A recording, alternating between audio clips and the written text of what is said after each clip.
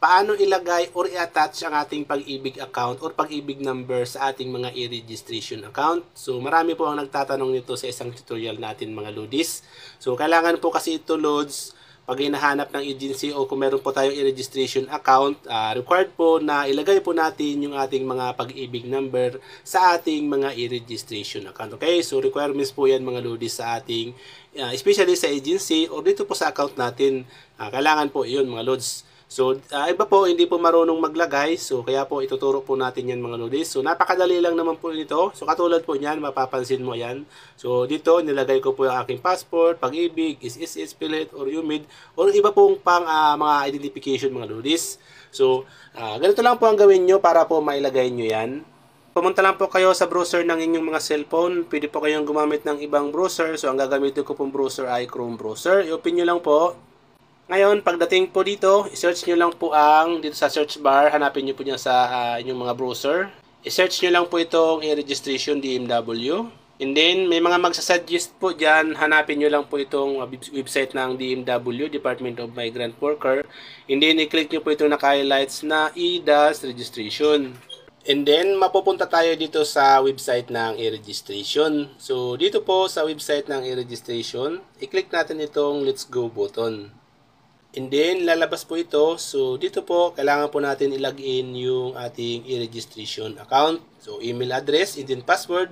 And then, i-click nyo po yung next button. So, kung hindi nyo po maalala yung mga account nyo at gusto nyo pong i-recover, mayroon po tayong separate tutorial dyan mga Lods. Okay? And then, lalabas po ang inyong mga account. So, pag bungad nyo pa lang dito, may magre-remind na agad dito si e-registration. So, sabi po dito, kailangan po nating i-input yung ating Pag-ibig ID or Pag-ibig number po natin.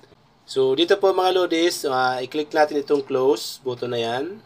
And then, lalabas po ang account natin. So, dito po mga Lodis, para po may attach natin or may lagay po natin yung Pag-ibig natin or Pag-ibig ID natin or number dito sa registration natin.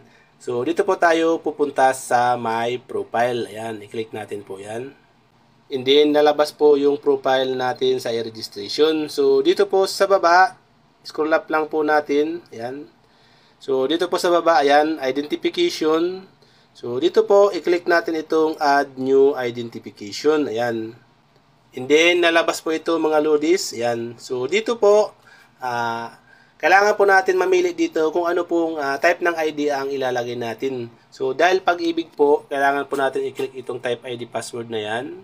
And then, lalabas po dito yung mga pwede nyo pong i-attach or ilagay po sa e-registration nyo. Ayan po mga yan. So, lahat po yan, pwede nyo pong i-attach yan kung meron po kayo. So, siyempre dahil Pag-ibig po, ito po ang pili-piliin natin. Ayan, Pag-ibig. And then, nalabas na po yan dyan, Pag-ibig. Ngayon po mga Lods, ilagay na po natin dito yung ating identification number. Ito po yung Pag-ibig number po natin. Okay? Ilagay po natin dyan. And then, issue date, kung kailan po in-issue. Kung wala naman po, blank nyo na lang po yan. So, kung maalala nyo po at kung alam nyo po kung kailan nyo po yan, kung kailan po in-issue yan, so ilagay nyo po yan dyan. So, wala na po expiration ng ating mga Pag-ibig number. So, blank nyo na lang po. So, pag okay na po, nilagay nyo na po yung identification number nyo. And then, kung ano man, kung meron kayo nyan, i-click nyo na po itong submit. Ngayon, pag yung Pag-ibig number nyo po ay match dun sa account nyo, automatic po mga Lodis ay ma-attach po yan dito sa inyong mga identification. Okay? Si dyan po. So, kung may kulang po or may mali number, so hindi po yan dyan ma-attach, hindi maulit. Minsan naman po, kailangan nyo pong ulitin for verification po mga Lodis. Okay? So, ganun lang po ang gawin nyo.